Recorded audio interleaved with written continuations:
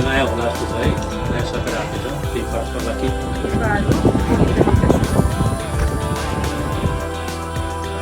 अनि विदेशमा बसेकोहरूलाई पनि अब सरकारले के गरेर जनताले चाहेको के हो? इमान्दार नेतृत्व। पुराना नेताहरूले धेरै बाचा गरे, केही नयाँ सरकारसँग नयाँ सोच आएको छ, त्यसमा केही परिवर्तन होला। तपाईहरूले जगाएको आशा अब निभाउनुपर्छ। यो केवल पद होइन, जिम्मेवारी हो। विदेशमा बसेका नेपालीहरूलाई पनि सम्मान र अधिकार पाउँछ। यस परिवर्तन सरकारले मात्रै गर्दैन, हामीले पनि गर्नुपर्छ। यो हाम्रो पनि जिम्मेवारी हो। संस्कृति जोगाउनु, देशको सेवा गर्नु।